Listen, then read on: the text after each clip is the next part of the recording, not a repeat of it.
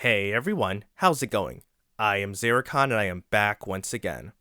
Last week, Nintendo had the very first Nintendo Switch 2 Direct, and it was interesting to say the least. First off, I have to give Nintendo credit for actually making a device that was substantially much more powerful than the first Switch.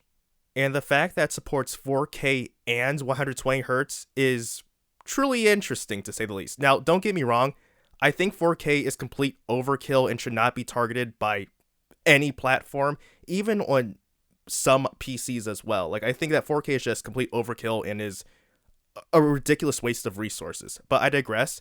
The fact that Nintendo can make games that run up to 120 frames per second is great. So while the Switch 2 is more expensive than I was anticipating, I don't have too much of a problem with it being $450. However, the games are a different story. Switch games can cost between $70 and $80 now. Yeah, that's right. I never thought Nintendo would be the first to initiate an $80 price tag, but they proved me wrong.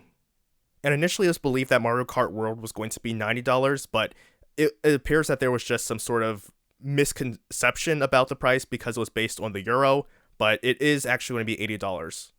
Not that it makes it any better. And while I have heard that during one of the live streams, people were spamming in the chat for Nintendo to drop the price of the games, here's the thing. Nintendo's already won. It doesn't matter how many people complain about it, doesn't matter how much negativity and bad press there is, the fact remains is that Nintendo has their fanboys in a vice grip. And frankly, I'm just here to watch the show. After all, back in my Nintendo days, I was practically shouting from the rooftops that paying for online was a sham, but people were saying, oh no, it's perfectly fine to pay for online, even though you're using peer-to-peer servers, which is the same thing that the Wii U used, and that was free. And every time I mentioned these practices, people kept saying that I was just hating, that there's nothing wrong with it, that Sony and Microsoft do the same thing, so it's fine that Nintendo does it. And back when video games were starting to be marked at $70, I made videos on that, and people didn't like what I had to say.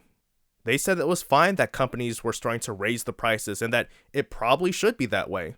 And I'm certain that there are people even now probably typing in the comments right now saying, well, you know, video games in the 90s were marked at $80 and $90, so there's nothing wrong with that. Also, inflation.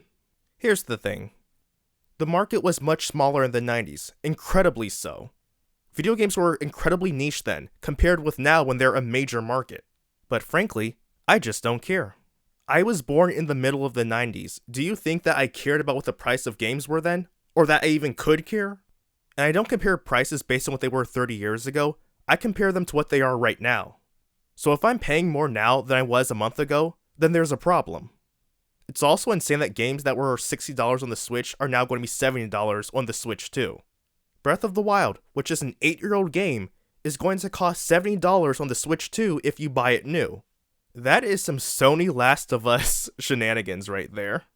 But like I said, Nintendo's already got their fanboys in checkmate. They weren't complaining back when it actually mattered, and they were saying, oh, are you too poor to afford $20 a month? Well, now they can show us that they're not poor and spend $70 and $80 on games. Congratulations, you played yourself. Meanwhile, I'm going to spend less than $40 in games because I respect the value of my dollar. And the funny thing is that Nintendo might even consider increasing the price of the Switch 2, and maybe even possibly the games, because they have delayed pre-orders in light of the recent tariffs. So yeah, what a time to be alive as a Nintendo fanboy, huh? Oh, and of course, some games could be just game key cards where you have to download the actual whole game, and the game isn't on the cartridge at all, so it's essentially just a physical key for the game, which you might be paying $70 for, by the way.